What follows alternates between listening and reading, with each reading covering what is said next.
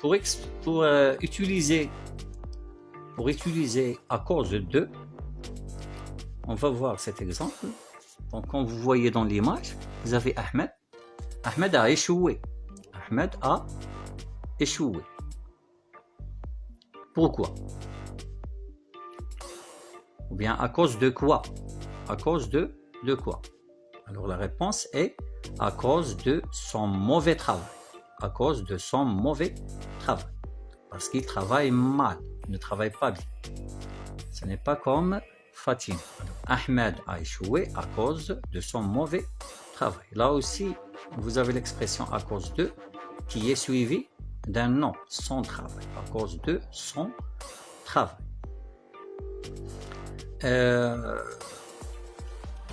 À cause de, peut-être, ou bien peut-être placé au début de la phrase. On dit aussi, à cause de son mauvais travail, Ahmed a échoué. À cause de son mauvais travail, Ahmed a échoué. Et on revient là, alors son mauvais travail.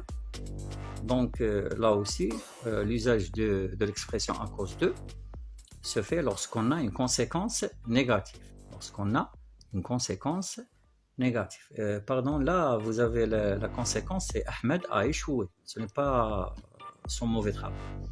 Parce que son mauvais travail, c'est la cause, c'est sabab. Et la conséquence, c'est Ahmed a échoué. Ahmed khsar. Par exemple, khsar fi l'imtihan. Ahmed a échoué à l'examen à cause de son mauvais travail parce qu'il ne travaille pas bien. Alors, il s'agit d'une conséquence négative. Alors, pour récapitulons, donc on a utilisé plusieurs expressions pour exprimer la cause. Parce que, comme, car, puisque. Donc, parce que et car sont placés au milieu de la phrase. Ils sont placés entre les deux phrases, entre la cause et la conséquence. Puisque est utilisé au milieu ou bien au début de la phrase. Puisque tu travailles bien, tu réussiras à l'examen. Alors que l'expression quand est toujours utilisée au début de la phrase. On utilise l'expression quand au début de la phrase.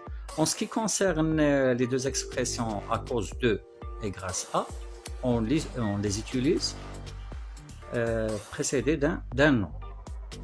On dit à cause de son travail, à cause de sa réussite, à cause de plus un nom ou bien plus un pronom. Alors, cela est même pour l'expression grâce à. Sauf la différence entre grâce à et à cause de, on utilise grâce à lorsqu'on a une conséquence positive. Ça veut dire qu'on a une natija ijabi.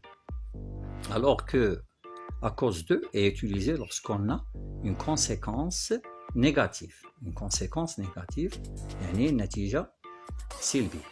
Alors j'espère que vous avez bien saisi cette leçon. On passe aux exercices, l'exercice 3 de la page 127 du livret de l'élève. Alors la troisième question, fais une seule phrase en utilisant parce que, comme, car. Fais une seule phrase en utilisant parce que, comme, car. Alors on a les deux propositions. Ils se couvrent la tête. Ils se couvrent la tête. Ils ont des frissons. Ils ont des frissons. Alors, essayez d'utiliser ces expressions parce que, comme, car. Choisissez l'un des trois expressions pour relier les deux phrases. Je peux vous donner un exemple. Alors, on peut dire ils se couvrent la tête car ils ont des frissons. Car ils ont des frissons. Alors, vous faites la même chose pour la phrase B. Il s'est rétabli, il quitte la clinique. Il s'est rétabli, il quitte la clinique. La phrase C. L'infirmière est satisfaite, tous les enfants ont été vaccinés. L'infirmière est satisfaite, tous les enfants ont été vaccinés. Ça, c'est pour l'exercice 3. Alors que pour l'exercice 5, fait une seule phrase en exprimant la cause. Là, c'est à vous de choisir l'expression que vous trouvez adéquate à ces deux phrases. Donc, pour la phrase A, ce médecin est respecté de tout le monde. Ce médecin est respecté de tout le monde.